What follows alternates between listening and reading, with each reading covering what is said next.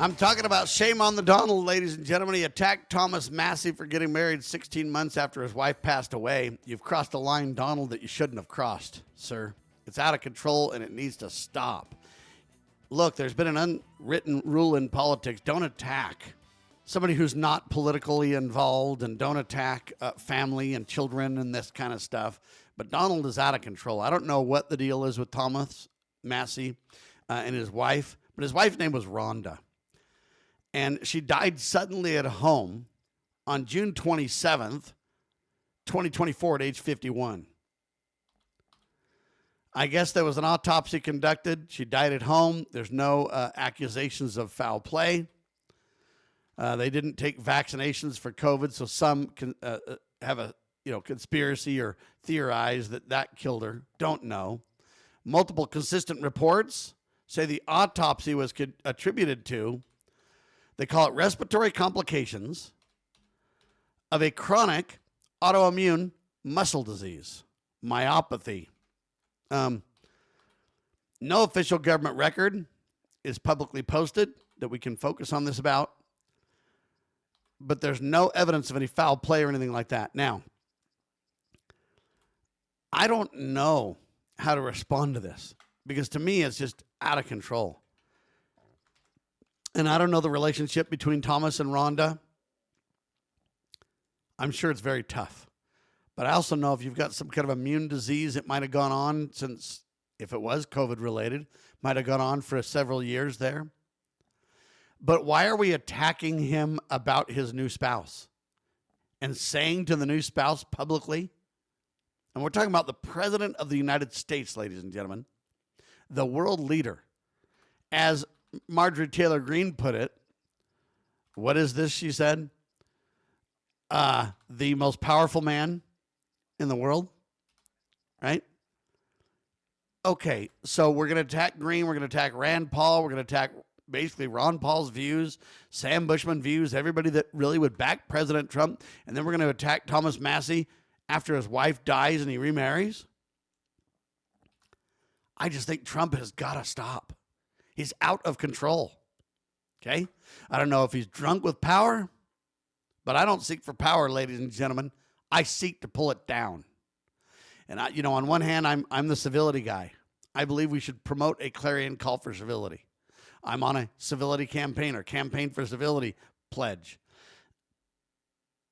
But at what point do we say it's not civil to be quiet? In other words, to let this go unchallenged is not a civil thing to do.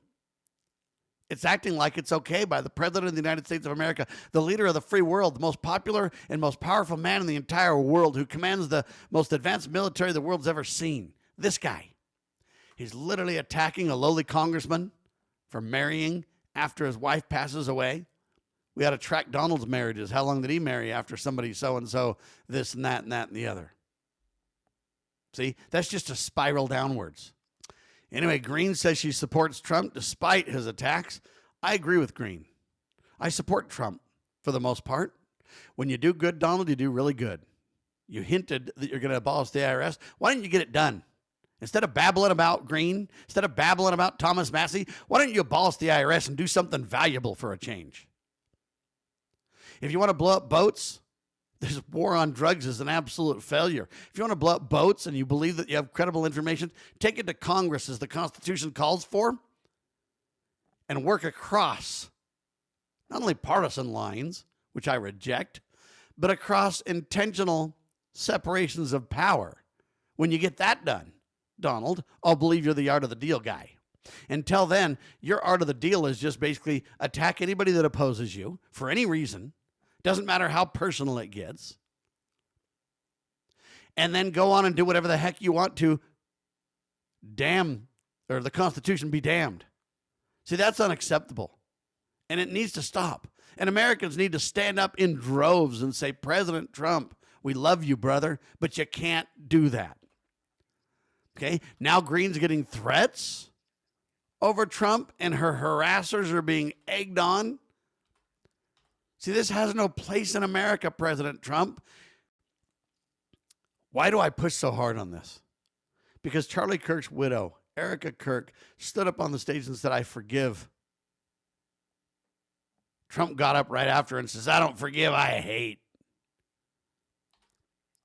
Out of line, President Trump. You're out of line. And now, instead of staying home defending America, making America great again, President Trump's going to go hang out at the World Economic Forum. Trump will attend the World Economic Forum and their annual meeting in Davos, Switzerland in 2026. He's getting ready to gear up and go there. Now, the problem is Donald's been, very critical when he goes there. He's kind of upset them and spoke, a lot of people applaud that. But see, I don't know why you go and then just applaud the attack on the World Economic Forum. Why are you there in the first place, President Trump? If you're America first, not a globalist, why are you at the World Economic Forum in the first place? They say the event is known for addressing international policy priorities, including combating disinformation and climate change. These people aren't going to listen to you, Trump. They want to, listen, combat disinformation. Who decides what disinformation is? See, we thought President Trump was going to be the guy that advocated for everybody to be able to say and think and believe what they want, right? Not Green. Not Massie. Not Paul. No, not Sam Bushman. No.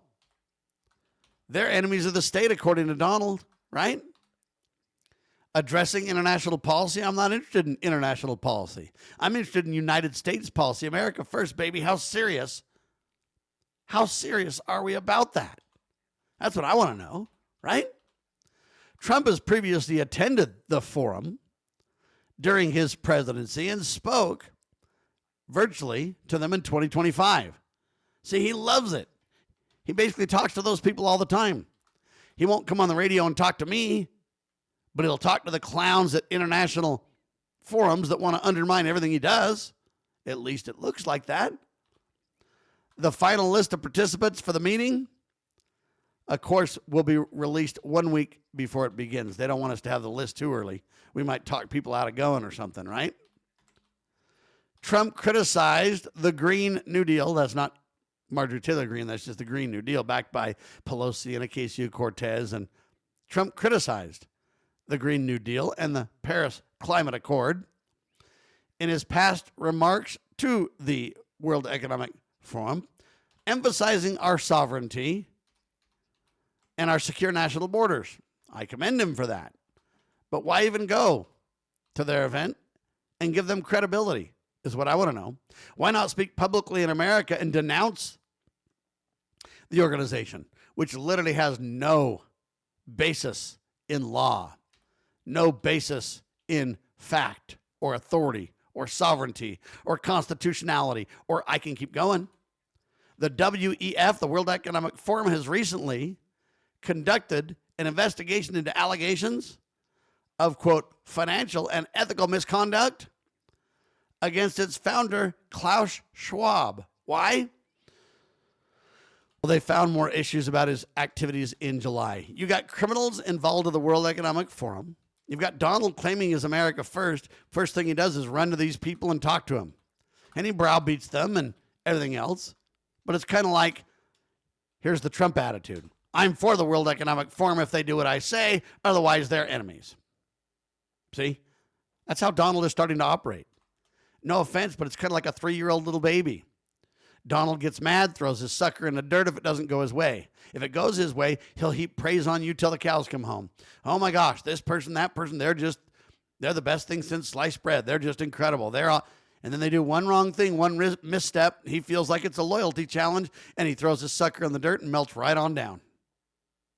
We've seen this pattern, literally, since he walked down the escalator in 2015. He's a mixture between a crime boss and a little baby is what he is. An immoral character that wants to court the Christians. Well, he did that. People thought he might be a baby Christian.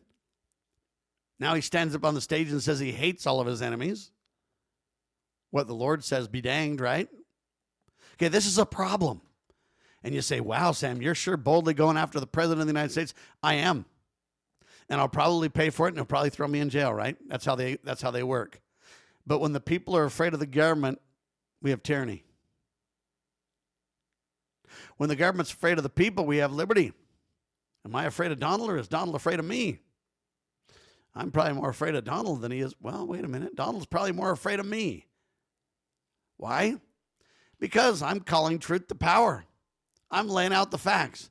Shame on you, and don't you dare attack Thomas Massie for getting married to a new wife. He's got 4 children. He's in his 50s. You think he wants to be alone? His wife died way young. What a sad tale. Our prayers are with you, Thomas Massie. Our prayers are with you, Miss Green. God bless America. And our prayers, believe it or not, are even with you, President Trump. I pray you come to your senses, brother.